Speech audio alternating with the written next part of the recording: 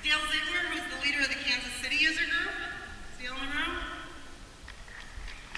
He's out front. Okay, well, high five to Dale. We've got Jim Carboni, our fearless website creator and our jack of all trades. He's taken on everything he can. And finally, the gal who has really kept the wheels on this bus for the past 6 months. Denise Carboni is the co-leader of the Chicago User Groups. She's right up there. You kept us all sane, thank you. All right, so any questions throughout the day, just find one of us. We are the ones with the flinged out Hawaiian border on our badges. We're happy to direct you, show you where to go, answer any questions. If we have the answers, we'll help you out. If we don't, we'll try to find them. The presentations from today are all going to be put in the MidWest Dreamin group that's on the Success community. So if you've not joined that group, join it. And we will post all of the presentations there. So you don't have to worry about taking pictures of the slides or anything like that, because they will be posted there. And then throughout the day, we have in rooms 206 and rooms 207, the circles of success, which are led by Salesforce people. You can go in there and ask any Salesforce question you have, and they will try to help you out. So if you've got some burning questions that aren't being answered by the speakers today, please make sure that you go ahead and visit the circles of success. Now, I said that you can take pictures today if you want to. You can tweet if you want to. Please tweet about this exciting event. We want everybody to know about it. You can tweet about almost anything today, and I said almost because there is going to be one thing right after I walk off the stage that is an internal Salesforce video. And it's just super secret private just for the people in this room. So please don't take pictures of it. Please don't tweet about it. Please just enjoy it and know that you're very special for having the knowledge, okay? All right, so let's get started with our opening keynote. We are really honored to have the SVP of Product Readiness from Salesforce, Darcy, is with us today. And if you've been at Dreamforce prior to about, 2012 or so, you will recognize Dan's hands, because he was the demo guy when Mark's up there talking during these keynotes. But we actually get the whole person today, not just the hands. So we're excited about it. Please help me welcome Dan Darcy.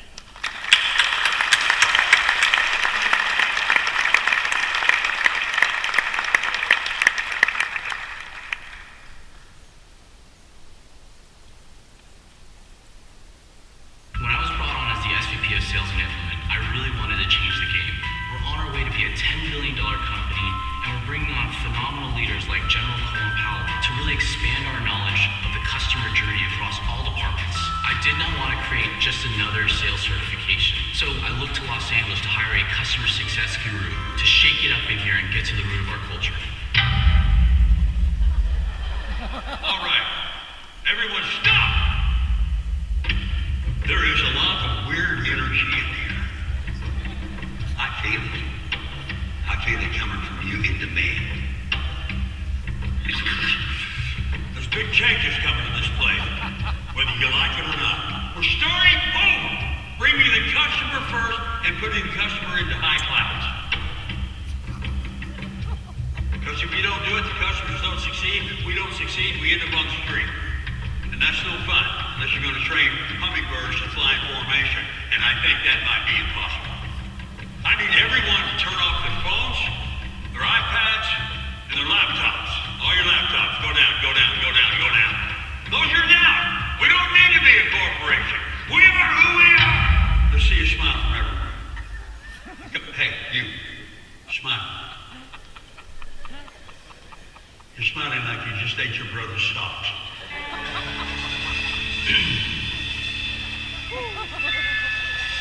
You are not selling a product. What is it that you sell? We're selling cloud apps in 7 core countries. Wrong! You need to forget everything you know. Everything. Because you are selling the future. You are selling the customer success platform. But most importantly, you're selling the transformation. Everybody say that. Transformation. One more time louder. Transformation. You know, before I worked with Gary, I hadn't tapped into the power of selling the transformation. I gotta admit, it got results. Transformation. The core of the transformation is being able to intuit your customers' needs. Like analytics. We got to put our customers in the clouds. Let's Hollywood this place up a bit, you squares.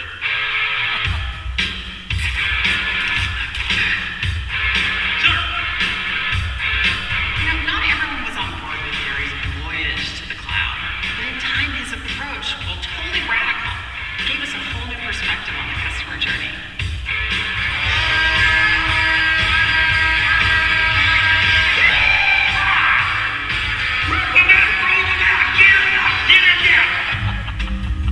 So Gary, you have an interesting way of relating to people, and I was wondering, what do you think is the most effective way to engage with our sales team in the other 7 core countries?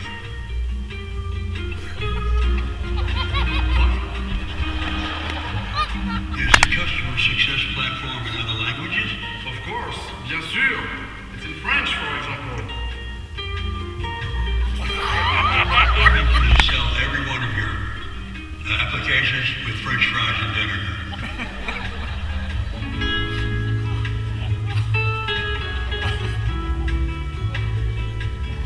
Yes, Mr. President. They now understand the power they hold, the power of the customer success platform, and the power of being the most innovative company on earth. Okay, I'll tell them.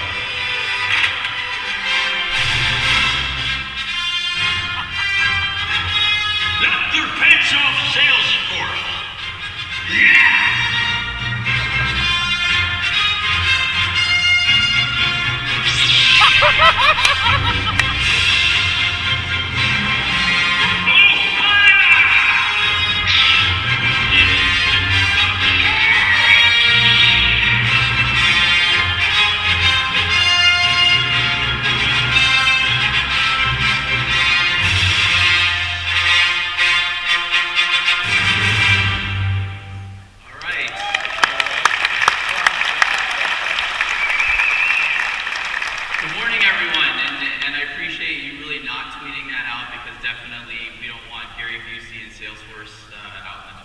So I appreciate you guys helping do that.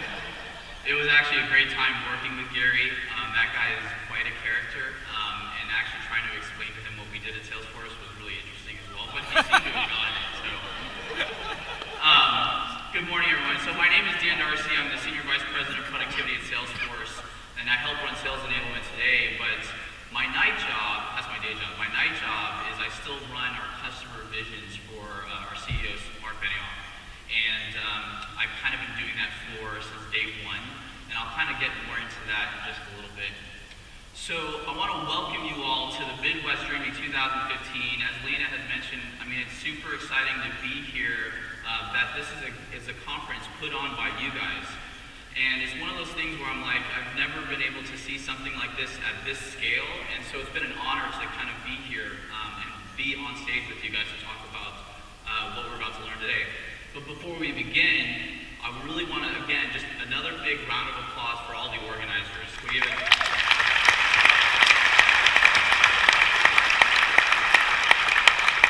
It really is actually something special to work at Salesforce and see our customers putting on something like this, and for me to be able to participate. And I know this all started with a dream, kind of to bring a bunch of user groups together to one big location. And I know this is the second year of doing this. And who's new to MidWest Dreamin this year? Can everyone raise their hand? Wow. That looks like about 99% of you are all new this year, and it's only going to continue to grow and get larger. So I don't know how you guys are going to figure out scaling, but this is a great start. So why are we here, or why am I here this morning? Why are we all here today? I mean, we're here to obviously have a fun day of learning, networking, and getting out there to understand more about how you can further your career with Salesforce and grow. And when Eric asked me to speak today, it was one of those things where I was absolutely flattered, as I said, but the next moment I was like immediately scared because I didn't know what the hell I was going to talk about.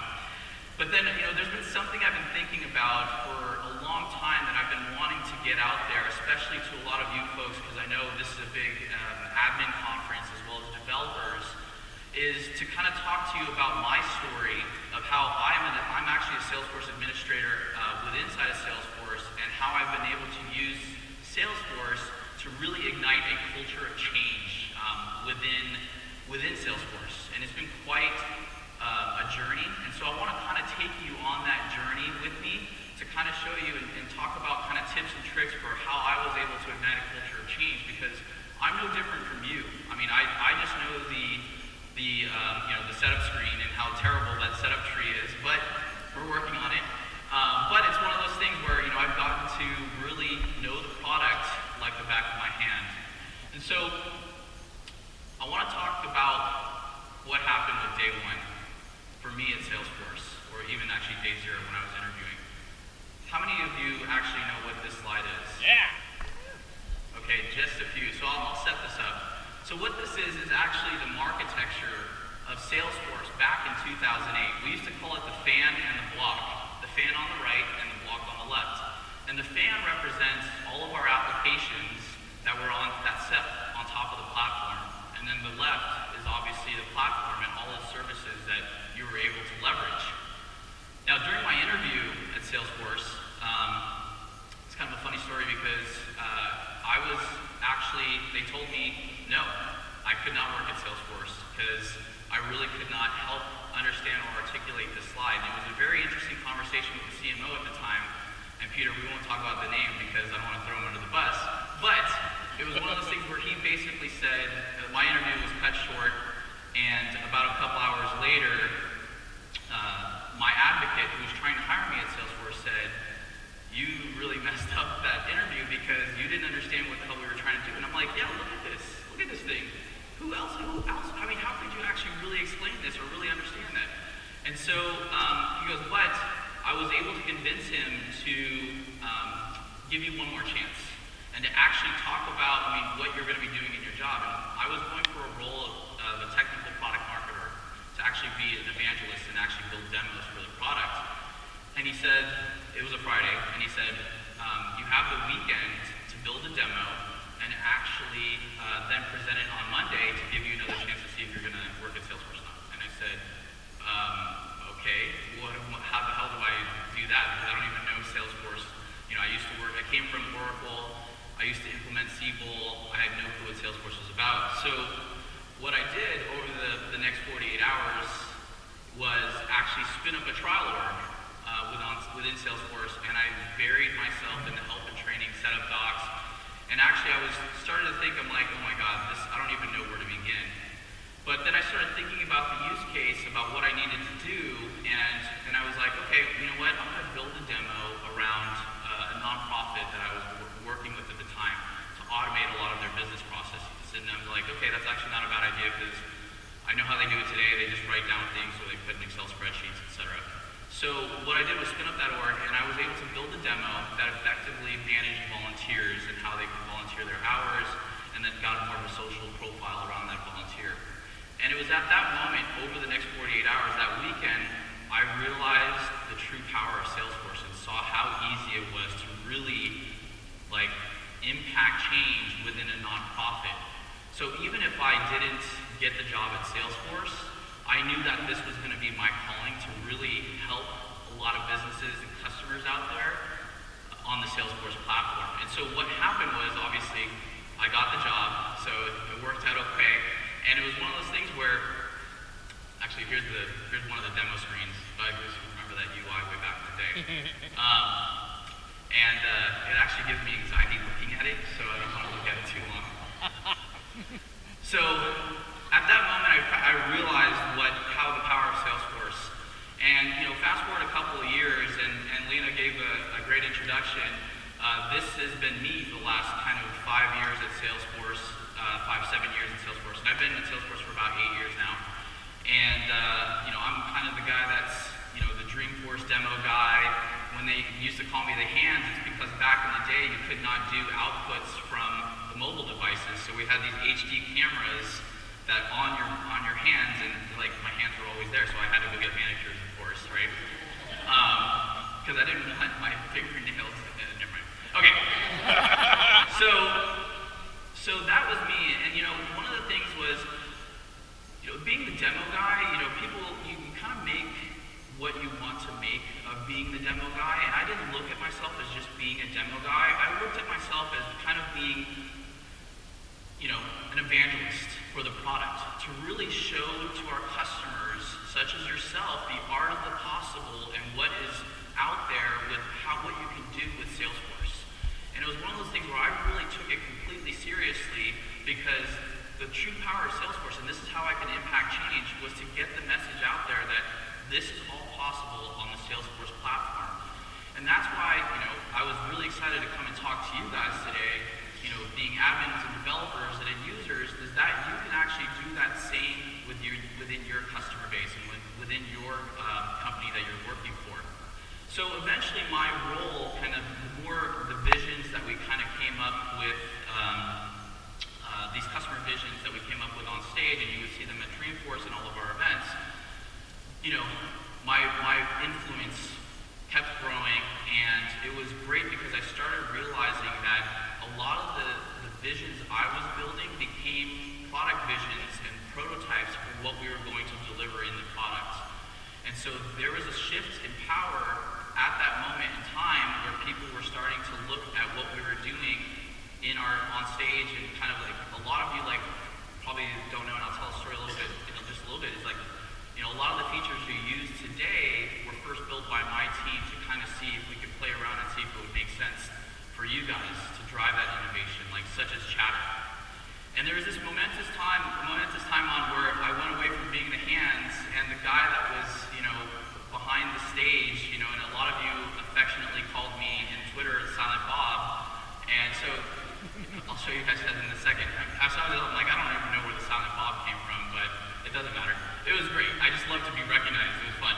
But Mark actually called me to actually talk about, the social profile and talk about visions of the future on stage. And that is that moment where I realized, things are evolving.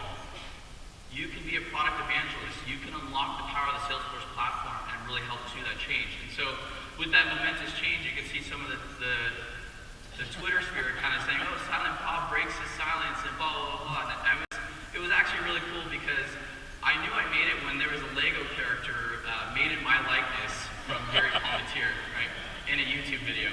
So, and that kind of just inspired me more to do more for you guys and to kind of show you the art of the possible on stage. And so all of that design and that stuff I was prototyping and doing on stage, Parker was like, well, why don't you kind of come over into Tech and Prod and help run our product design team to deliver the next generation of the UI, which was the Salesforce1 Mobile App. And so what we did was we blew up the UI on the mobile app, and we launched Salesforce1, which I know a lot of you potentially use today. And what we're going to do is, from the learnings that we're creating on the Salesforce1 Mobile App, we're going to also extend that onto the desktop to give a new way to think about how Salesforce can change. And you'll stay tuned for those kind of updates at Dreamforce. But then eventually, over time as well too, after Salesforce1 was launched, what also happened was, we were growing at an amazing clip, and my brand at Salesforce was the guy that was the fixer and visionary for how we can blow up things at Salesforce and really rethink the process and actually implement it. So now my next assignment that I've been working on is I'm the SVP of Productivity and Field Enablement, and really helping our field reps as well as our customer success folks understand the power of the Salesforce platform, because I don't think really everyone fully grasps and realizes what you can actually do with Salesforce. Salesforce platform, it really comes down to storytelling and really understanding personas and the use cases for what you're trying to solve and creating that storyboard across that. And I kind of want to talk about the story of, the tale of two demos, which was clappies versus kind of telling a story. When I first joined Salesforce, George Hugh was 2008.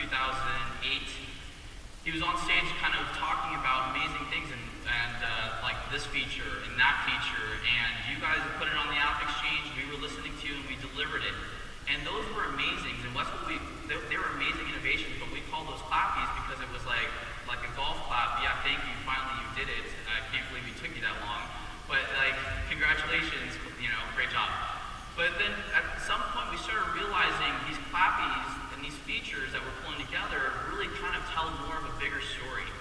And they tell more of a story around who we're trying to solve for. And it's like, how do we make admins' lives more easier? How do we make the end user, the sales rep, the customer service agent, the marketing person, their lives more easier?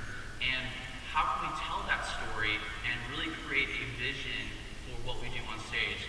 So you'll notice for the folks that have been around with Salesforce for a long time, at around 2009, 2010, we started talking about what our customers were doing and talking about a story of how we were trying to do things differently.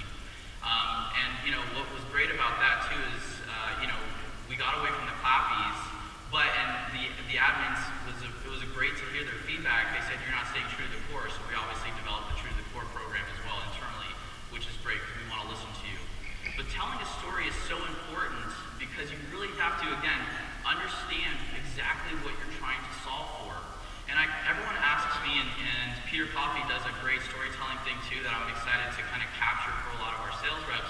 People ask me, well, how do you come up with your storyboards and how you think about, when you're working with customers or when you're working on business problems internally at Salesforce? And I said, I have it in 4 phases, and here it is in a very simplified manner. We'll put this on the success committee so you guys can take a look at it. But the first piece is obvious, research and discovery. Really understand what problem you're trying to solve, get to the why, understand the technologies that are surrounding the problems that you're trying to solve, understanding all those kind of discovery type questions, and really keep asking questions to fully understand the business transformations and the drivers that you're trying to figure out in working with your customers or working internally in your own business. And then the next piece is to ideate and innovate.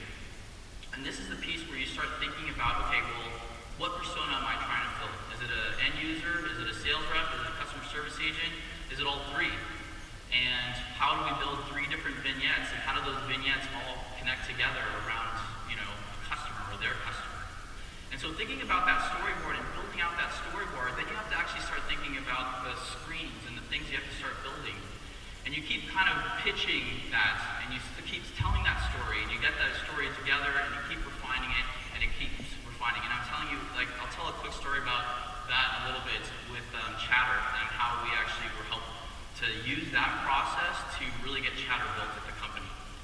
Number 4, keep yourself surrounded with like-minded people. And you guys are doing an absolute fantastic job today with doing that, which is awesome to see you guys all coming together and really collaborating and networking. But this is so important because, it's not just me who was helping ignite a culture of change. It was this team behind me that really helped change how we thought about visions and how we thought about demonstrating our stuff at companies and how we work with our customers and really applying the Salesforce suite of apps and platform to our customers' problems. And so when I say this, is surround yourself with people, and even if they don't report into you, that's fine. Influence them, bring them into the conversation, help solve their problems with the Salesforce platform. And with that, you kind of continue to grow that network of people who can help you ignite and continue that culture of change within your company. And the success community. And I'm sure you guys are all very aware of this. You guys are all participants in this. This is awesome, 1.6 million users and growing, and it's continuing to grow, and we're continuing to invest in the success community to get that out there. So continue to network and continue to talk to people about Salesforce and understand, what you can do within your company to ignite that change. And of course, Dreamforce. So how many of you have not been to Dreamforce? Raise your hands. Wow. Okay, we need to get you guys to Dreamforce. Because for the folks that have been there, it's one of those things where, it's kind of a weird, I can't even explain it. It's kind of like a Burning Man of cloud computing. But with clothes. With clothes. Okay, maybe like a Woodstock of cloud computing. But it's super exciting to be surrounded with all of these amazing people, and it's literally 4 days of intense, networking fun. I lose my voice at the end of it. Everyone gets sick after the end of it. It's just one of those things where you kind of leave it all at the conference, and I really hope you guys can all come to Dreamforce this year. But that's where you can really get out there. We even brought in a carnival ship for more rooms because the capacity in the Bay Area is so packed.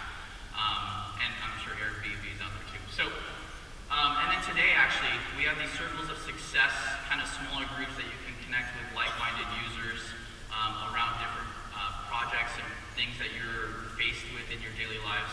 So So really take advantage of the circles of success that's happening today at MidWest Dreamin. Number 5, my favorite one. Embrace the haters, right? Haters are always going to hate. And it's one of those things where I've learned that, you know, if you don't embrace the haters, it's going to take you down. And you got to understand that the haters have, you know, I mean, they're not hating, they have a point of view that is important that you're not listening to. And so it's one of those things where, you know, it was a good lesson to learn in embracing the haters, and I'll tell you why, because Chatter actually almost did not become a product within the company, right? Can you imagine Salesforce without Chatter? I mean, maybe some of you can, but I mean, the thing is, I mean, Chatter has really transformed how we think about, you know, communities, how we think about collaboration and being social. And the story of Chatter was interesting because I worked for CMO Craig Swenson at the time, who did a lot of the presentations and demos, as some of you recognize. And he had this idea where, if you saw that screen of Salesforce back in the day where it was just all lines of text and everything, you know, you had a user ID inside of Salesforce. And that user ID inside of Salesforce really meant nothing. You were just another number inside the Salesforce database. Didn't even matter. But what if you were to put a profile picture next to that user ID? Holy shit. That was everyone like was uproar. There was like no one's like, no way, we're gonna do social inside enterprise applications and blah blah blah. Well, it was kind of one of those things where we got a lot of that hater feedback to really help craft and draft a prototype of how Chatter can really effectively help change your business and talk about objects talking to you and letting you know when things are happening and being informed. And so what we were able to do with all of that hater feedback, you know, it was, you know, we were able to convince Mark and the executive team to really stop everything that we were doing in R&D at that point and shift everyone in R&D to Chatter. Now, obviously that was like a crazy change within the company because, you know, obviously we wanted to continue to invest in, you know, Sales Cloud, Service Cloud, et cetera, the platform. But that kind of momentum and change and igniting that culture of change really had to come by understanding the feedback that's out there from a lot of the people that were against the social collaboration inside our enterprise platform. And that change of actually putting you being a human being within inside of Salesforce and not a user ID was a shift in the paradigm of thinking of how we did things at Salesforce. So that was a pretty cool thing and really embracing the haters. And you know, at the end of the day, all haters just need a hug, right? So, I mean, and you gotta go, yes, we were listening to you. Thank you so much, hater 1, hater 2. Yes, we're listening to you as well. And you actually did help us give more feedback because when objectives would come, we would overcome those objectives. And so that was kind of one of those cool things that, you know, where I say in really helping ignite a culture of change, you gotta embrace the feedback that's coming. So those are my 5 tips for igniting a culture of change within your company. It's all in the vision. Keep your saw sharp. Storytelling is key. Surround yourself with like-minded people and embrace the haters. So I want to thank you guys for coming, but a couple of things for the folks that have not been to Dreamforce. There's a special conference code to get $100 off. So if you guys want to write that down, it's DF15MWDRM to get $100 off to come to Dreamforce. And I hope to see you all there. It's going to be exciting with a bunch of Foo Fighters. We also have kind of another secret second guest that's also coming that is open to everyone. So we're going to announce that later. And what is any presentation but having one more thing? So I'm actually going to go rogue here a little bit before we get to this one more thing. You're going to hate me for this. I want to, Chris, stand up, don't hate me. I want to introduce everyone to Chris Landy. No, turn around, come here. Okay, Chris Landy helped me prepare this presentation. No, just keep standing. And I know we're all a family here. We're a family at Salesforce. She absolutely missed her birthday on Tuesday to help pull this all together. I feel terrible, but I want you all to help me in thanking her and sing happy birthday to her. A big MidWest Dreamin happy birthday to Chris. So, here we go. 1, 2, 3. Happy birthday.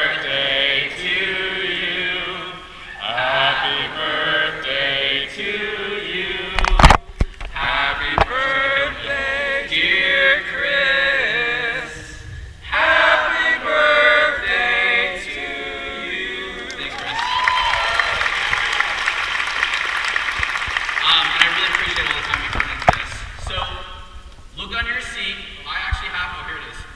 Giveaway for 4 of these big sassy dolls. And hopefully you guys get that. It's in a blue envelope underneath your seat, and if there's empty chairs, I would walk around and take a look at those empty chairs as well, too. I think we're training everyone to every zip under their Hey! Alright. Don't you have enough of these? I don't have any. This is great. Well, we have 3 more. So anyway, once you guys find that, I want to thank you all for coming out today. Have an incredible day of learning and fun and networking. And thank you very much, MidWest Dreamin, for having me. What am I going to do with that all day?